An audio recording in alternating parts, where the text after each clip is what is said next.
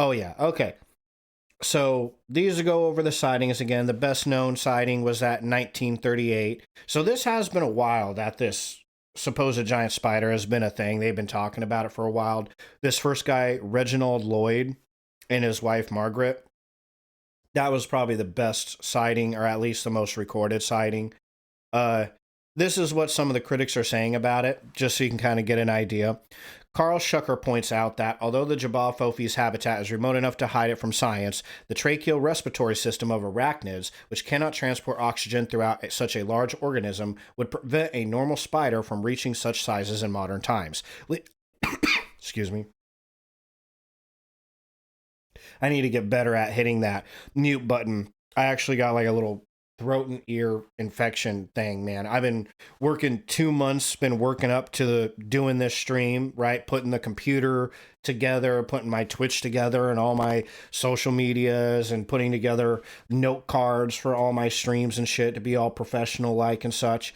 And very first week, Monday, go to start the stream for the first time, and bam, throat and ear infection. So it's how it always goes. Anyways, okay. Basically, Carl Schucker believes that the respiratory system for an arachnid couldn't get this big. He writes that if a giant spider does thrive in some secluded, far-off realm, it must have evolved a radically different, much more advanced respiratory system, not just a greatly enlarged body. One precedent for such a respiratory system is the coconut crab, which can attain a leg span of 3 feet. Those things are pretty freaky. Actually, let's throw up a picture of one of these fucking coconut crabs, man. These things are spooky. We might do a video just on coconut crabs, because they're pretty wild. They're actually kind of funny too. If you watch videos of these guys, they like steal people's shit. Okay, so here, check it out. That's a pretty big crab. You know, I don't know if that's bigger than any other crab you regularly see, but you can see him hooked onto these trees. That's a pretty famous picture of one wrapped around a big ass tree. I guess you don't really know how big ass that tree is. There's always one on a trash can. That's a pretty infamous picture of coconut crabs. Here, let's... Coconut crabs, trash can. Here it is. So that's a big motherfucker, right? That, if you went to go throw the trash out and that shit was sitting there waiting for you, you wouldn't throw that trash out. You'd leave it in the house. Didn't matter how bad it smelled. That's a freaky crab. If you watch videos of coconut crabs, though, which maybe one day we'll do a stream on them, they're pretty funny. They're pretty kooky little shits. Like, people regularly, because they don't hurt people, obviously. They don't know what the fuck you are. They don't really care. They don't eat people. But they love shiny things. So tourists will be, like, lying on the beach sleeping, and coconut crabs will run up and, like, grab their fucking towel or grab their fucking drink or grab their picnic basket and run away with it. Like, like they're stealing everybody's shit. They're little thieves. But so coconut crabs, as this website was saying, coconut crabs have evolved a branchiostegal lung, which allows it to live on land despite its size. Another theory is that giant spiders, such as the Jabal fofi, are in fact giant terrestrial crustaceans similar to these coconut crabs, although Schucker is skeptical of this, noting that crustaceans are very different in appearance from spiders, due in no small way to their instantly visible chellae. I don't know what a chellae is, but we'll take his word for it.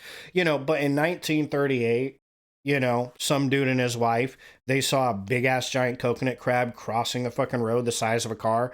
They wouldn't, you know the difference. They'd just be like, what the fuck? You know, anybody would. You wouldn't look too deep into it. You wouldn't stop the car to be like, I wonder if that's a coconut crab. No, you wouldn't give a shit. You would be out of there, right? You would either run that fucker over or reverse in the opposite direction. And same with the Congolese tribe that supposedly talks about this. You know, that's one thing. As I looked into this, the Baka people.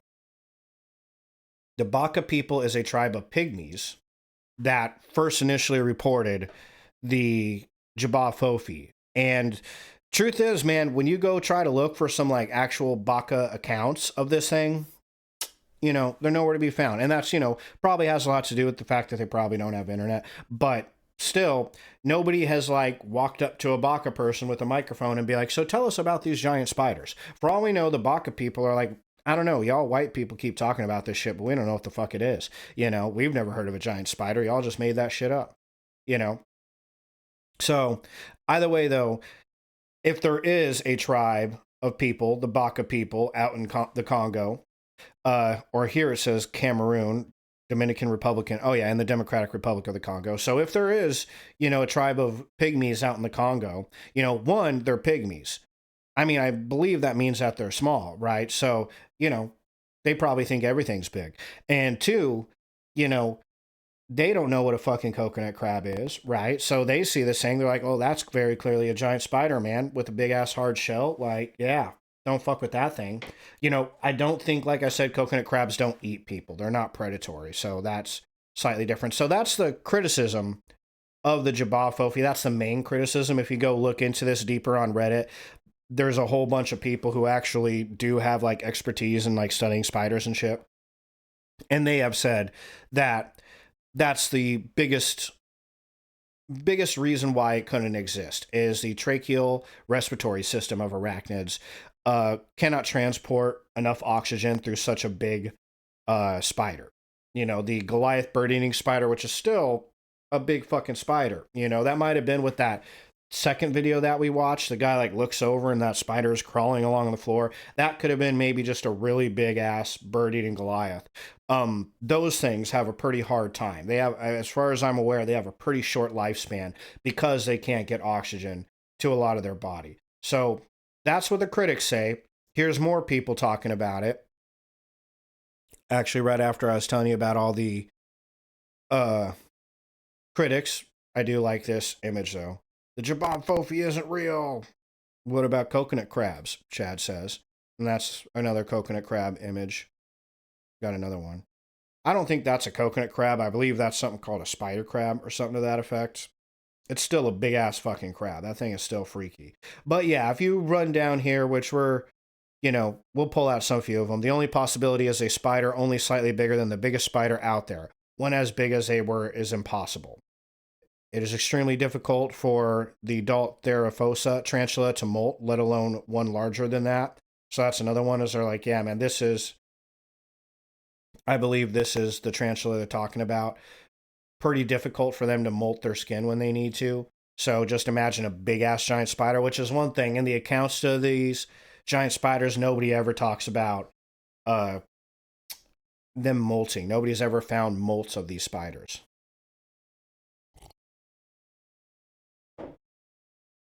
Yeah, so tangentially, this is something creationists could do to prove their bullshit claims about a water vapor canopy that extended lifespans, explaining several hundred-year-old characters in the Bible. All they need to do is run some lab tests using stuff like crickets, yada, yada, yada. That's some whole other thing. That's an interesting claim. We might throw that into Conspiracy Theory Thursdays.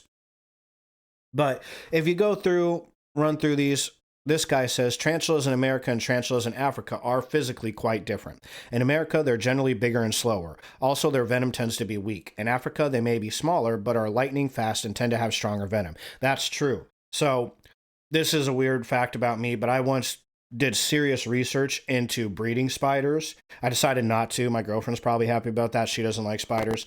I don't like spiders either, for the record. Like, Arachnophobia was a cool movie, but I don't have like a pet tarantula or some shit. You know what I mean? Like, and I'm not ever gonna. Spiders are freaky.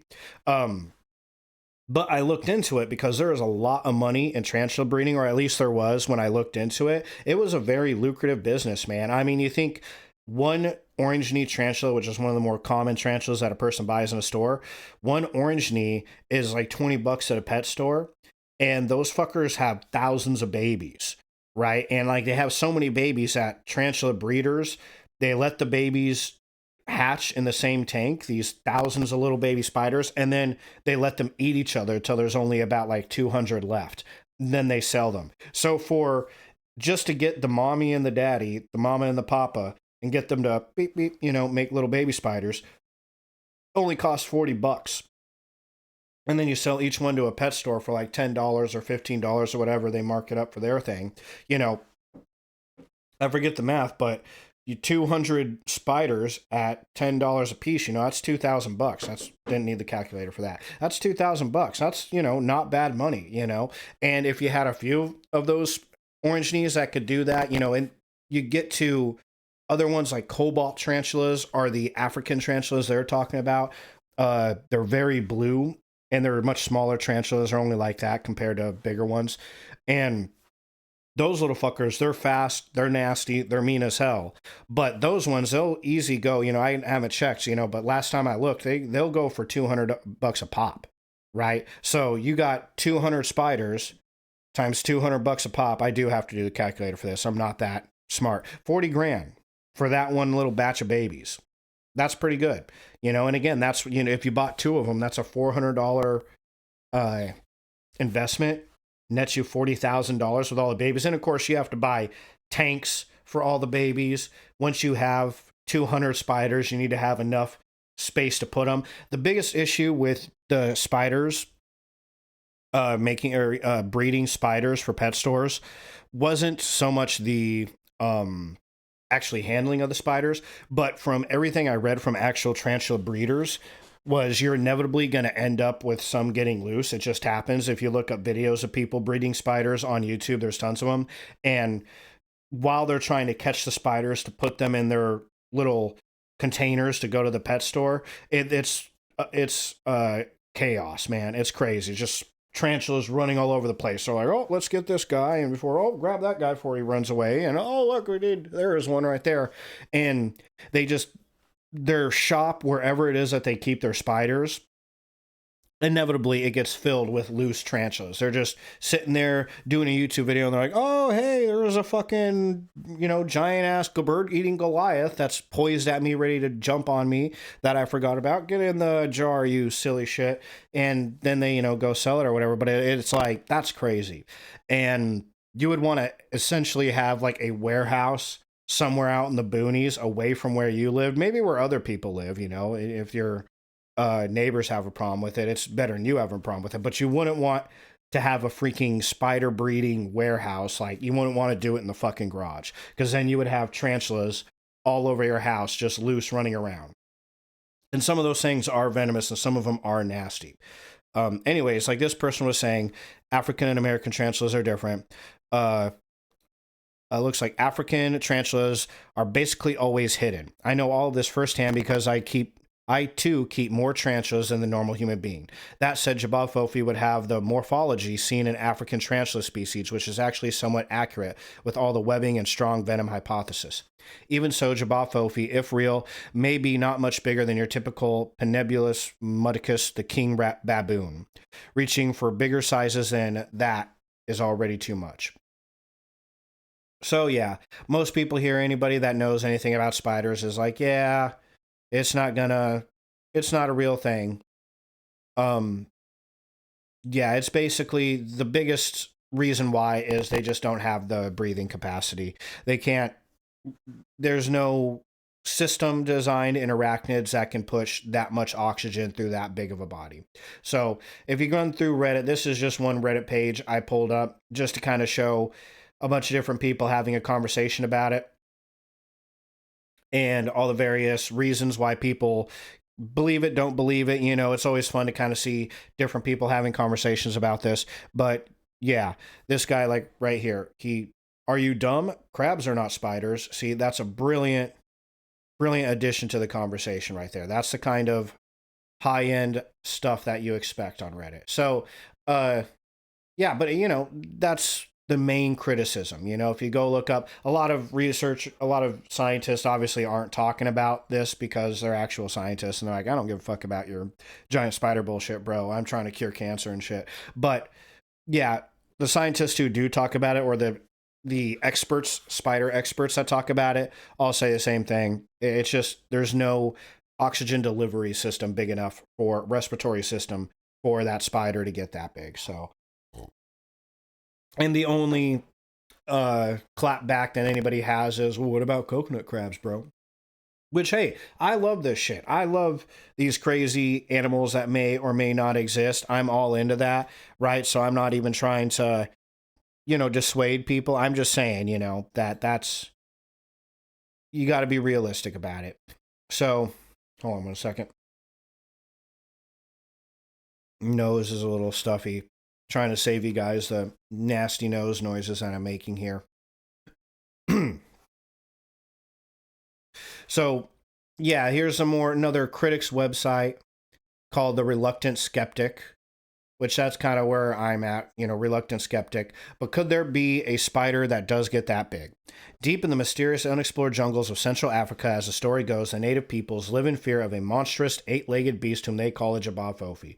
These gargantuan spiders are said to resemble tarantulas, but are 5 or more feet across.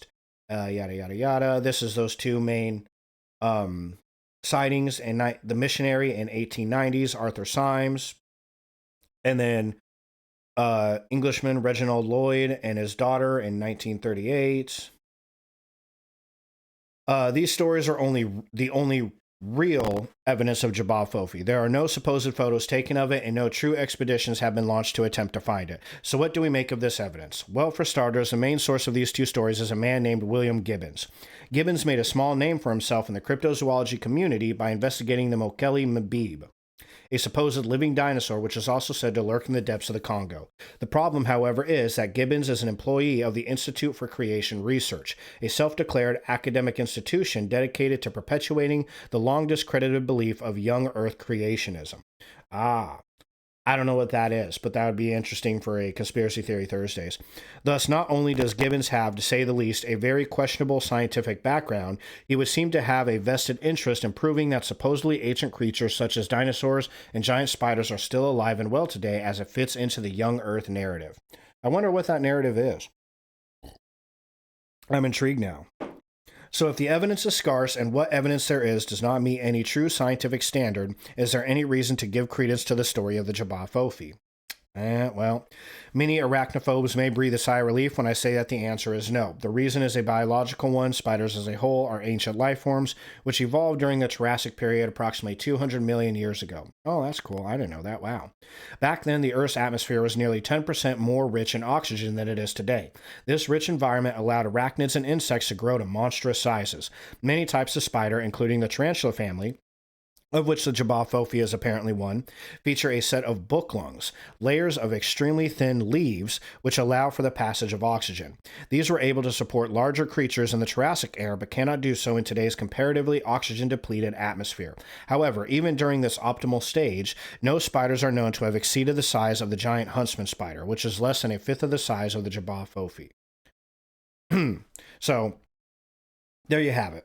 The Reluctant Skeptic dishes this out to you. This is a good website for anything cryptozoology related. Here's a bunch of recent posts on skinwalkers, 50 Berkeley Square. I don't know what that is, but this is a pretty entertaining website. Cover all paranormal, morbid, bizarre, cryptozoology type stuff and come at it from a more scientific perspective. If you're into cryptozoology, you got to check that out. Okay, so now you've seen the video, the evidence of the jabafofi. Not a lot of it exists. You know what it is. We've watched a nice little video about it, as much as anybody else does. So now you're officially jabafofi experts. And then you've seen what the critics are saying. So you'll have to let me know on the poll on the Twitch stream if you think that exists or not. My answer is going to be probably not. Probably not, man. There might be, I'm sure that at some point there might be, I'm not sure, but I would imagine, or I could imagine at one point them finding an even bigger spider than the Goliath bird eater, which is the biggest spider they know of today. But not that much bigger, maybe something, bird eaters like this, right? Then this is like this, roughly the size of my dick. So, maybe slightly bigger than the biggest spider they know. That might exist, but probably not some 5 foot, leg span shit. So anyways, we're going to go into some more stuff. The title of the stream is the jabafofi and other giant spiders, right? So now we're going to cover the other giant spiders. So these